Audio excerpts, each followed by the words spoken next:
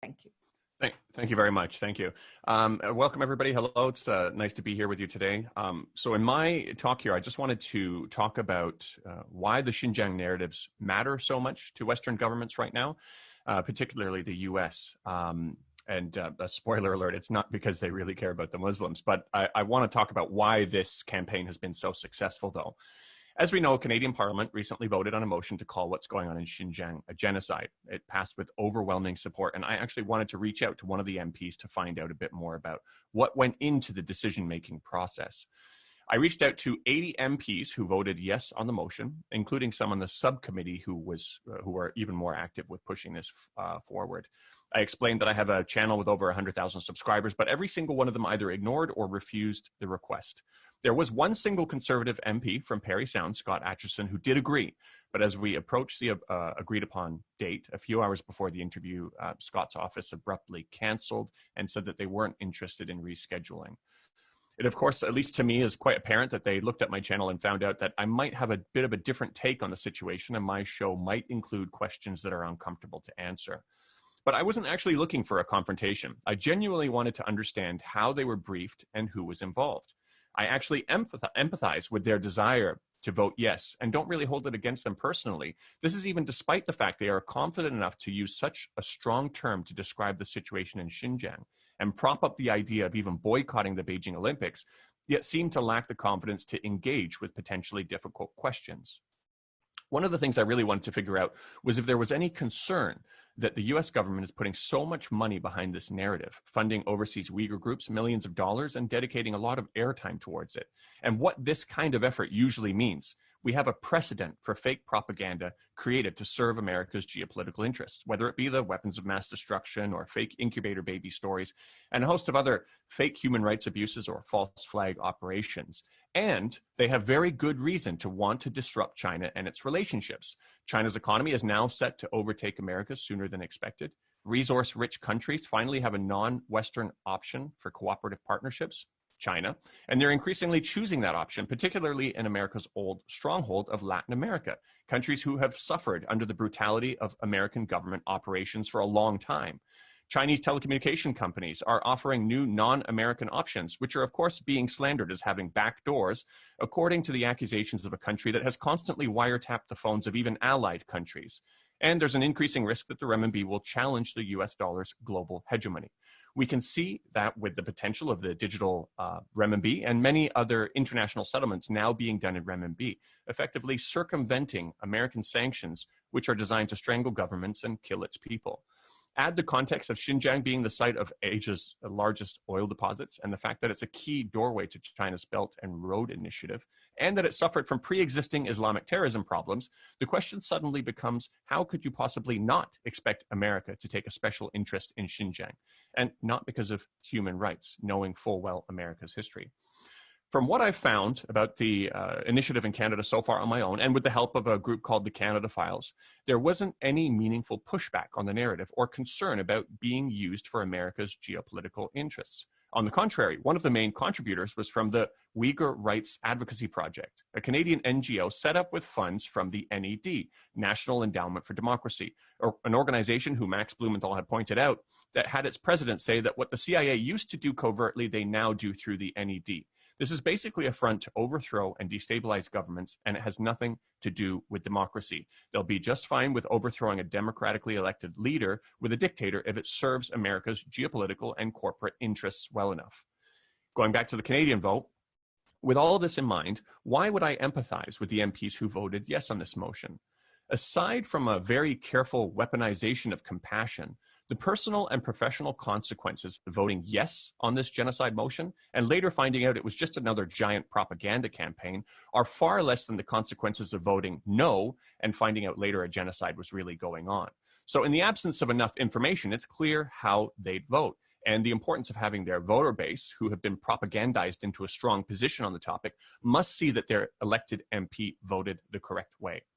I'm not going to get into the problematic nature of all of the evidence. I suspect Max might touch on that a little bit, but almost none of it stands up to even the most basic, logical, and critical questions, whether it be the ridiculous formulas used to make the multi-million estimates, or the testimonies like that of Tursane, a supposed concentration camp survivor who was propped up in a major way by CNN and BBC recently, and is someone who's on the third version of her story, wildly deviating from the first, and whose passport renewal date was oddly the only thing blurred out by the CNN report, because it turns out it's a giant hole in the story that nobody's talking about. It would be odd enough if China would grant a passport to someone they're trying to genocide, but it would be even more odd that her passport was renewed during the time she said she was under arrest. So the need to blur that out becomes quite apparent now. But this obvious deceit and hole-filled narrative that doesn't remotely resemble honest journalism doesn't matter, because people are also frightened out of asking questions. I want to give you a personal example of that. My father, who doesn't necessarily agree with all of my views, of course, and is naturally concerned for the Uyghurs, as I would be too in his position receiving the information that he is, and particularly because he's a professor of social work, specializing in anti-oppressive practices, and has even written a book on the topic used by universities. He actually does empathize with my point that anytime America says they want to liberate a people's suspicion, at least in regard to the true intentions, is probably a healthy thing to have. In an academic theology form he contributes towards, he asked the question whether we should be concerned about the intentions behind the narrative and if it really is in the best interests of the Uyghur population, or it's being used to satisfy some sort of a Western imperialistic agenda. His question was, how do we support the Uyghurs and how do we help them without being used as a tool? With this mild statement in mind, my father was labeled a genocide denier. Not even in a theology form full of academics was he allowed to ask a question or to even question the intentions, even as a person who is concerned about what might be happening in Xinjiang. Now, take that one step further. Imagine someone who actually is skeptical of the whole narrative and are seeing these massive red flags. There's no room for them in society to talk about it. Consent is being manufactured, scaring people into a specific narrative. Not only did we not learn about the risks of fake weapons of mass destruction-like stories being accepted by the masses, but we didn't learn from the problematic phrase used by George Bush during that time. You're either with us or you're against us. There's no room to question the narrative. You can't stand in the middle while trying to figure things out. Instead, now, we're expected to believe that a population in China that has been growing faster than the majority Han Chinese, in part because they weren't subject to the one-child policy, where they have 20,000 mosques built for them, where their script is written on all the national currency, something we don't even do for our indigenous populations in Canada, where the biggest star in China is a Uyghur woman who was recently signed on by LV as their brand ambassador, where Uyghur kids can get into top universities easier than Han Chinese and have specific halal foods prepared for them in the canteen and prayer areas on campus. We're expected to believe that this population is being eradicated. It's a ridiculous statement, whether it be in a literal sense or even a cultural sense. I think it's safe to say, from historical precedents, the fact that America recently pardoned a convicted soldier who shot a 14-year-old boy through the head in Iraq, along with a number of other unarmed civilians, which barely made a blip in the news.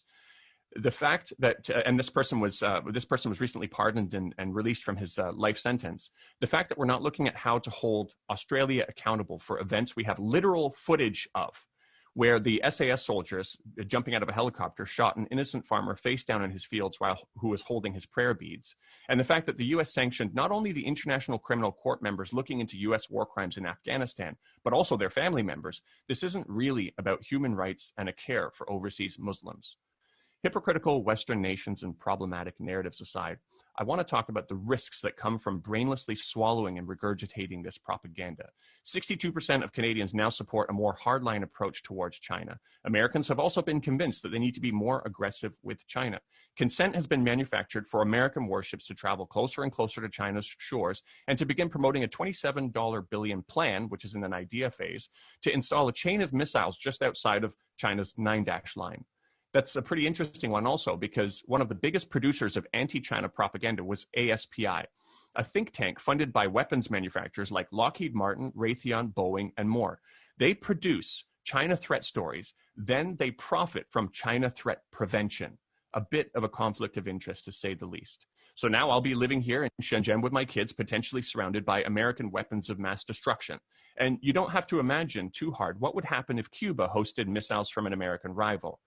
With this kind of massaging of public opinion, when this kind of massaging of public opinion and consent happens, followed by actions like this, it's time for all of us to worry.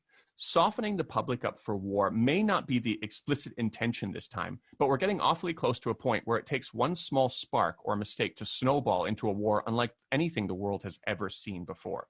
And as for the Uyghurs, the specific measures being taken, such as sanctioning projects made in Xinjiang by saying it's made with slave labor without any actual evidence, well, ironically, it will take away the livelihood of those Uyghurs, and it's created an interesting situation where I now see foreign China watchers complaining that Uyghurs need to travel out of province in order to find work, which is a kind of cultural genocide, they say, without any sense of irony that the West is compounding this problem.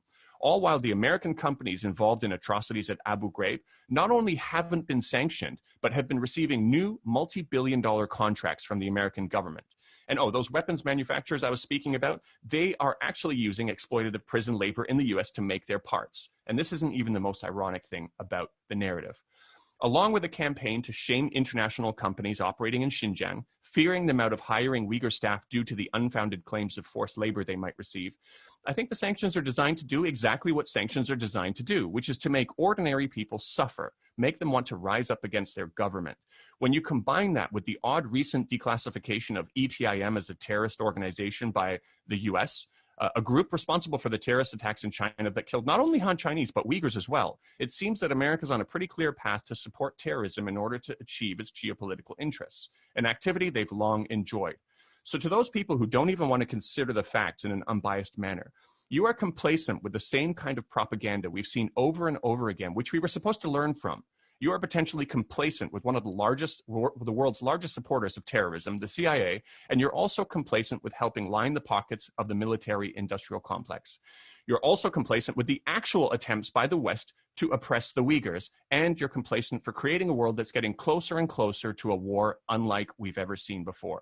So while I do say I empathize with the MPs blindly going along with this, I still want to finish by saying, to a government that doesn't even allow one of its own citizens to question this troubling piece of legislation, there's very good reason for you to be ashamed of your conduct.